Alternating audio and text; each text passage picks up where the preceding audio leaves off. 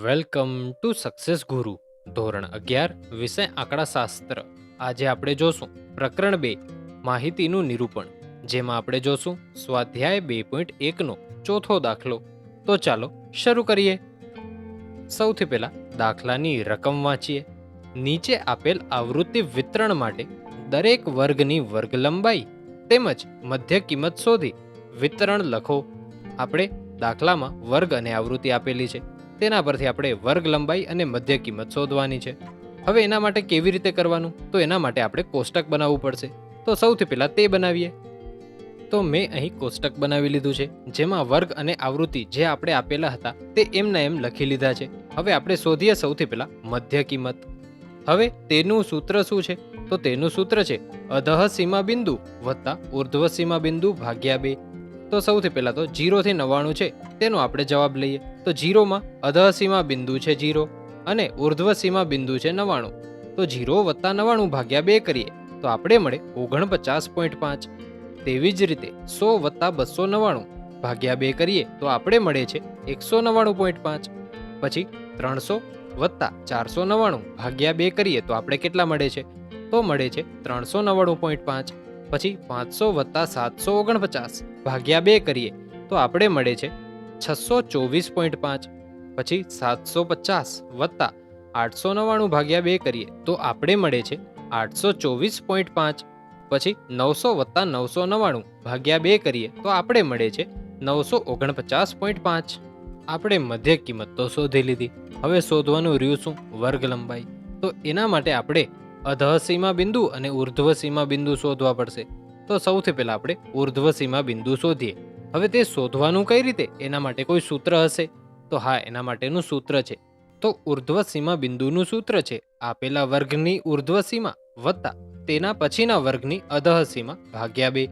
તો સૂત્ર કઈ રીતે છે? તો આપેલા વર્ગની એટલે 0 થી 99 વર્ગ છે એની ઉર્ધ્વ સીમા કઈ છે? ઉર્ધ્વ સીમા એટલે મોટી સીમા, તે છે 99. અને એના પછીના વર્ગની એટલે આ વર્ગની અધઃ સીમા એટલે નાની સીમા, તો તે છે 100.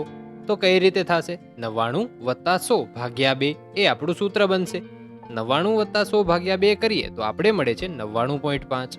પછી હવે નેક્સ્ટમાં શું થશે? નેક્સ્ટમાં થશે 299 વત્તા 300 ભાગ્યા 2. તો કેટલા મળે?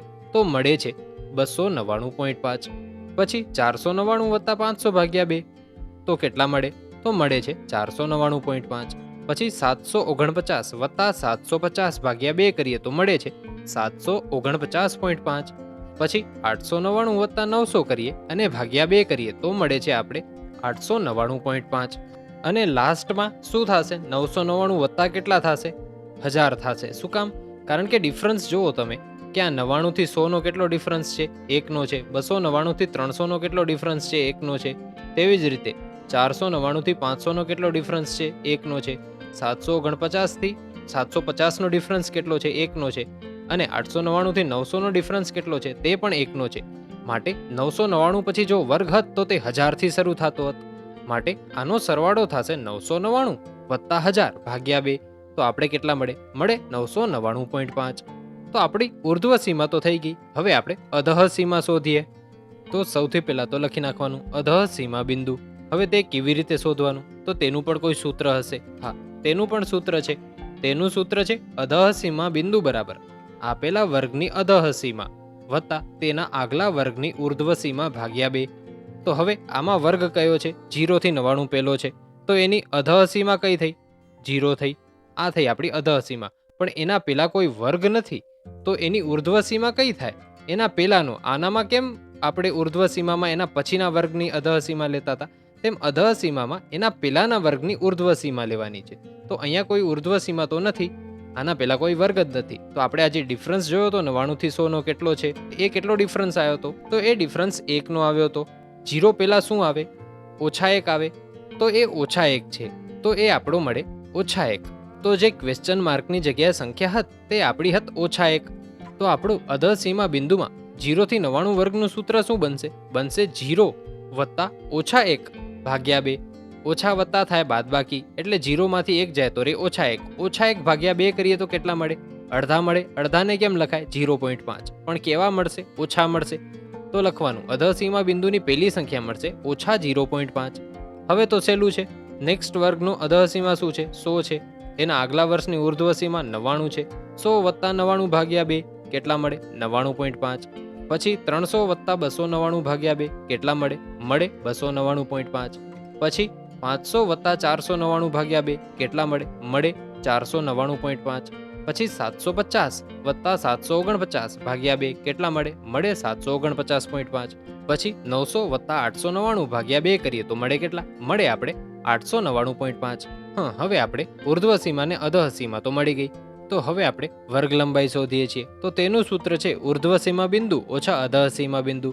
તો સૌથી પહેલા તો થશે 99.5 ઓછા 0.5 એટલે કંઈક આવી રીતે 99.5 ઓછા કૌંસમાં ઓછા 0.5 એટલે શું થશે? થશે બંનેનો સરવાળો અને મોટા પદની નિશાની લાગશે.